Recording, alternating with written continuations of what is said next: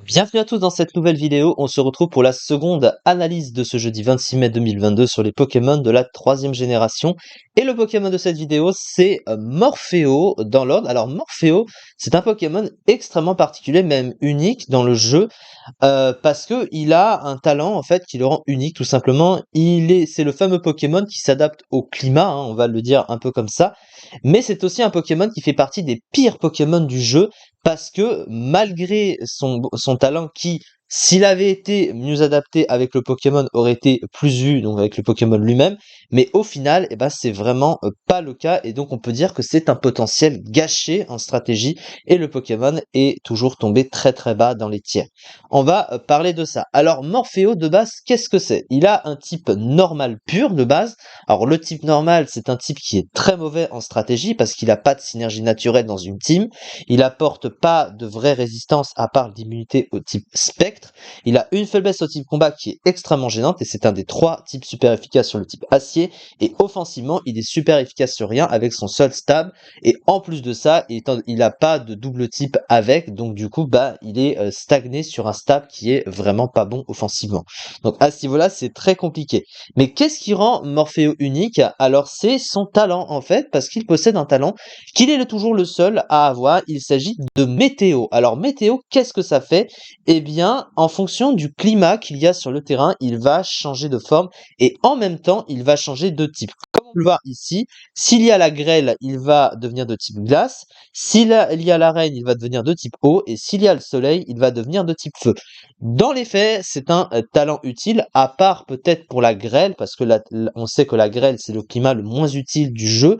Donc ça, tu vas pas vraiment t'en servir. Mais par contre, pour la reine et pour le soleil, eh ben, c'est utile de pouvoir avoir un Pokémon qui naturellement s'adapte et transforme son type, puisque ça lui donne des avantages et les mêmes inconvénients qu'un Pokémon adapté au climat concerné. Le gros problème, ça vient des stats, hein, on le voit, je suis en train de passer dessus pendant quelques minutes. Eh bien, les stats du Pokémon sont terriblement mauvaises, hein, 70 partout, ce qui fait que toutes ces stats, sans exception, même si elles sont équilibrées, sont toutes extrêmement mauvaises et insuffisantes. Donc même si tu le mets avec un climat et qu'il s'adapte avec ce dernier, ces mauvaises stats ne l'adapteront jamais en termes de puissance ou de résistance. Et de défense, avec ça, cela va sans dire.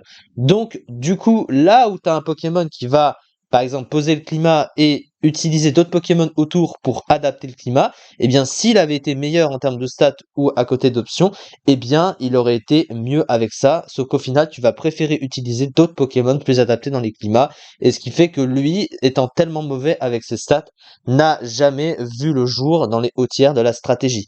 Son move pool offensif, quand même, est adapté, puisqu'il possède des capacités offensives à rallonge, hein. Il possède déflagration, lance-flamme, laser glace, énergie balle, Fatal Foot, Tonnerre, donc il a des moves qui servent hein, dans les climats, hein, puisque notamment il a, je crois qu'il a Vent Violent aussi, hein, je crois que je l'ai vu passer, voilà, il a Vent Violent qui ne rate pas sous la reine, pareil pour Fatal Foot, donc c'est des moves qui s'utilisent avec, mais par contre à côté c'est vrai qu'il a pratiquement rien, il a des capacités de soutien presque inexistantes, des capacités de setup presque inexistantes, il a même rien, hein, il a Cosmic Power, voilà, mais bon, ça sert un petit peu à rien.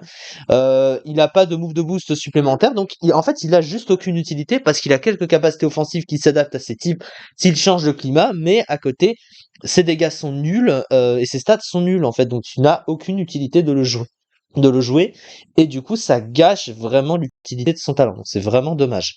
Un talent unique bien que situationnel et un move pool très étoffé, alors oui évidemment, mais on va dire que tu utilises ce Pokémon et le talent avec le climat que tu veux utiliser dans ta team. Donc sinon, c'est pas logique, hein.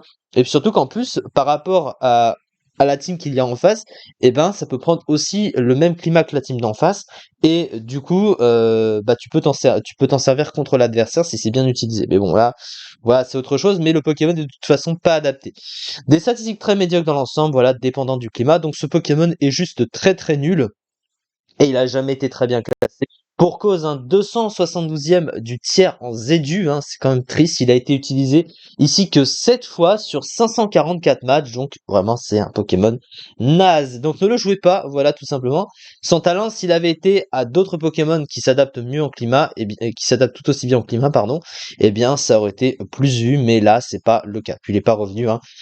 Du coup, dans Pokémon épée et bouclier, mais ça n'aurait rien changé de toute façon. C'est ça, en tout cas, pour cette vidéo. On se retrouve prochainement pour la dernière et pour la troisième et dernière analyse du jour sur les Pokémon de la troisième génération, et ensuite demain pour la suite. Merci beaucoup de m'avoir suivi et à très vite.